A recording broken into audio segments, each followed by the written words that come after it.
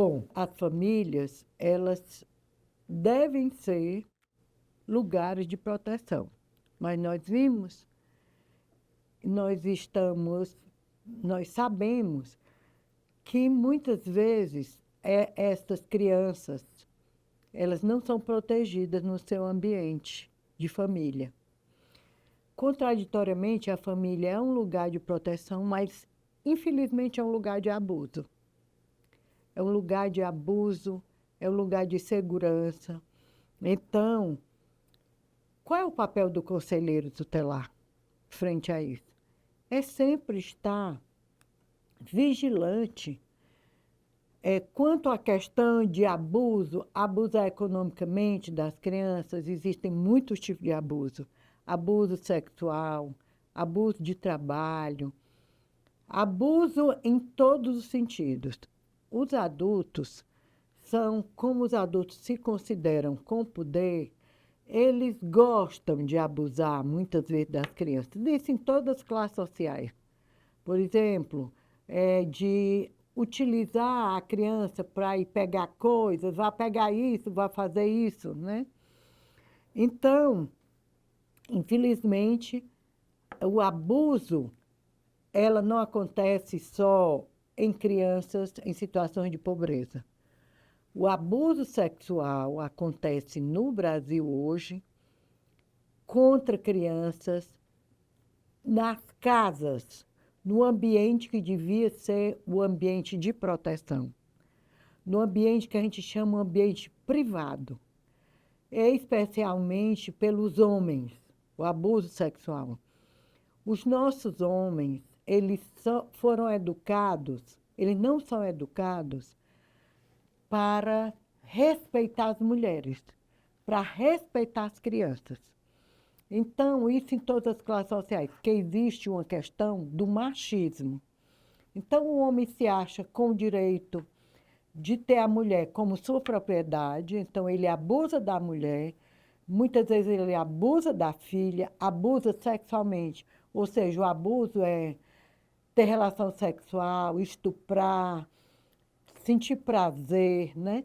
Então, tanto de meninas como de meninos. Os meninos de abuso sexual são as taxas, se vocês quiserem olhar, na Secretaria de Segurança que tem, nas estatísticas de abuso de vulneráveis, é uma quantidade imensa. Se se abusa de mulher mensalmente, por exemplo, 350 casos por mês, se vocês olharem as estatísticas de abuso de vulneráveis, que são crianças, adolescentes, e também idosos, pessoas que têm deficiência, chega a uma estatística de 750, 800 casos por mês. Então, o conselheiro tutelar, ele deve estar vigilante. Ele pode também ter uma atitude, o conselheiro tutelar, ele pode ter atividades com o Ministério Público, com os assistentes sociais, atividades preventivas, por exemplo, reunir, fazer palestras, montar seminários. É um lugar que está tendo muito, é um momento que já tem muito abuso, então vamos reunir nas escolas, vamos esclarecer, vamos fazer reunião de pais, reuniões de que vá os pais e as mães, para que eles sejam esclarecidos que não é pelo fato dele ter um filho, dele ter um sobrinho, dele ter uma pessoa na sua casa, uma menina, uma enteada, que ele deve abusar sexualmente. Que ele pode abusar sexualmente. Os homens, eles podem ter relações sexuais com pessoas adultas, mas com crianças não pode. É crime inafiançável. Quem abusa de criança vai para a cadeia. Tem que ir para a cadeia.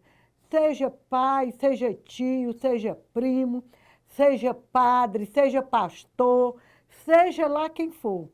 As crianças têm que ser pais e mães. Conselheiros tutelares não podem ser indiferentes a essa situação.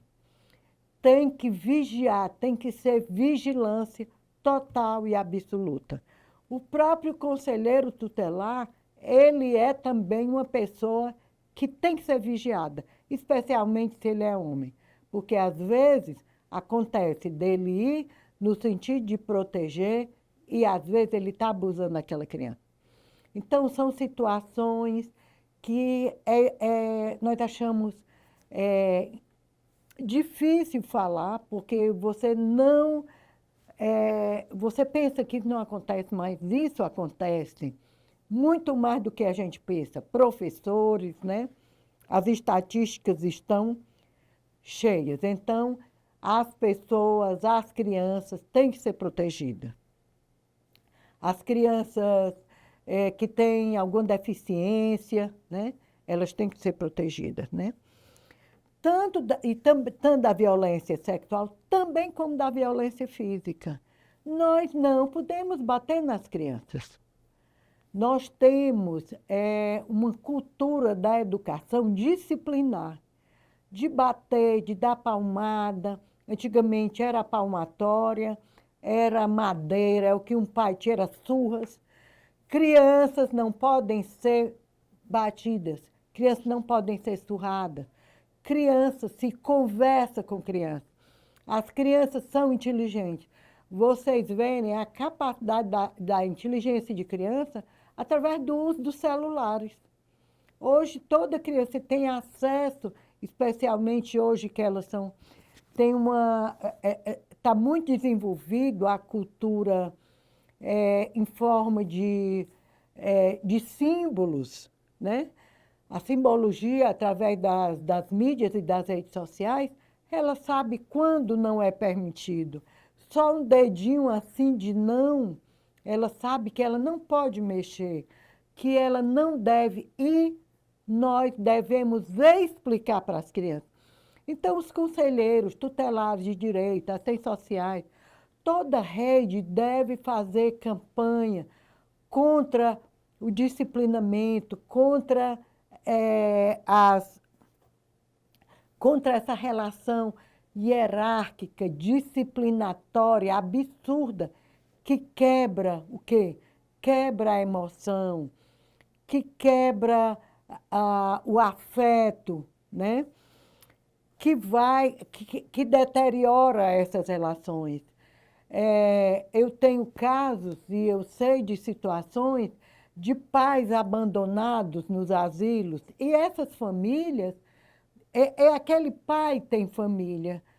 E muitas vezes eu tenho um caso que uma filha se soube que aquele pai estava abandonado numa instituição asilar, e foram atrás dessa criança, hoje já adulta, né? Ela disse, eu não quero saber desse pai, porque ele foi o meu abusador quando eu era criança. Eu não quero saber, eu quero que ele morra, eu quero distanciamento. Então, às vezes, um pai, um avô que foi abandonado, como foi a relação dele com os filhos, com as crianças, quando elas precisavam desse apoio, quando elas precisavam dessa proteção, né? Então, são situações de afeto emocionais que se deterioraram. Então, é importante fazer campanha. As escolas estão aí, campanhas abertas, com falas de profissionais, de educadores, né? Para quebrar, para transmitir essa nova sociabilidade, de se educar sem esse caráter disciplinar, evitando a negligência, evitando a violência física e sexual, né? Então, nós observamos aí que as crianças, para o seu desenvolvimento, elas precisam de ambiente seguro. Para quê? Para elas terem um desenvolvimento saudável, para que seja necessário o ambiente saudável. É um ambiente de um relativo conforto, de segurança, de condições dignas e de convivência. Nisso aí eu quero ressaltar, por exemplo, que as crianças, elas não devem ser chamadas, ela cometeu, às vezes, um erro ou ela teve uma atitude que não foi correta, então elas devem ser chamadas à parte, no lugar isolado, e não necessariamente ser repreendida em público. Repreensão em público traz traumas afetivos, traz traumas emocionais. Às vezes, uma atitude dessa, muitas vezes as pessoas dizem que essa situação é pior do que uma palmada. É pior porque é mais difícil de você se recuperar. Então, as crianças têm que se desenvolver em ambientes seguros, em ambientes emocionalmente corretos, em ambientes equilibrados, afetivamente, né? Para que elas se desenvolvam. Infelizmente, no Brasil, nós não temos escolas de pais. Na Europa, existem as escolas de pais. Ninguém se prepara para uma junção. Ninguém se prepara, por exemplo, duas mulheres e dois homens, que se querem adotar uma criança, eles têm que ler, eles têm que saber o que é uma criança. Não se adota uma criança como se adota um bichinho, como se adota um cachorrinho. Então, antes, no Brasil, tinha essa prática. Ah, eu preciso de uma criança. O que é que acontecia com as madames, né? Eu vou no interior, pego uma criança. Olha, a senhora pode deixar, eu levo sua filha para estudar na capital. E aquela menina, ia ser uma babá, ela ia ser uma empregada doméstica. Por isso é que a gente tem que combater o trabalho infantil. Então, aquela menina, ela era uma babá, ela era uma empregada doméstica não remunerada. A criança, ela tem que brincar, ela tem que estudar, ela deve se responsabilizar pelas tarefinhas dela, guardar seus brinquedos, ajudar em casa, mas na casa dela. Mas ela não pode ser trocada daquela atividade dela por uma atividade que pode ser substituída por um adulto, uma atividade remunerada, né? Então, teve uma fase no Brasil que se doava criança como se doa animal. Eu ia no interior e buscava aquelas crianças. Os pais também doavam os filhos facilmente. Não, eu tive filho, eu doei. Gente, a gente não doa, porque mesmo nas doações, as crianças, depois a gente vai falar disso, elas têm direito de saber quem são os seus pais. Elas querem saber por que que elas foram doadas, né? Então, isso tem uma repercussão emocional grande, né? Então, as crianças têm que ter um ambiente, elas têm que ter um ambiente seguro, elas têm que morar num ambiente familiar, onde tem um ambiente de segurança. Não necessariamente vai ser um ambiente que ela tenha tudo, mas que ela tenha, na medida do possível, as condições que ela possa desenvolver, que ela possa brincar, que ela tenha escola, que se ela adoecer, ela tenha um hospital para onde ir, que tenha quem cuide dela, na hora que ela tem medo, uma pessoa que a aconchegue, uma pessoa que proteja. Isso é o que a gente espera do ambiente seguro e que os conselheiros tutelares têm que falar e têm que ser imbuídos disso, porque isso está no Estatuto da Criança e do Adolescente. Para isso, nós temos o quê? Nós temos uma rede de apoio. Qual é essa rede? O Disque 100. Todo mundo, quando viu uma criança abandonada, uma criança dentro de casa, sozinha, nós temos o Disque 100. Nós temos o SEDCA, que é o Conselho Estadual dos Direitos da Criança e do Adolescente. Nós temos o CONDICA, que é o Conselho Municipal dos Direitos da Criança e do Adolescente. Nós temos os conselheiros tutelares e de direitos.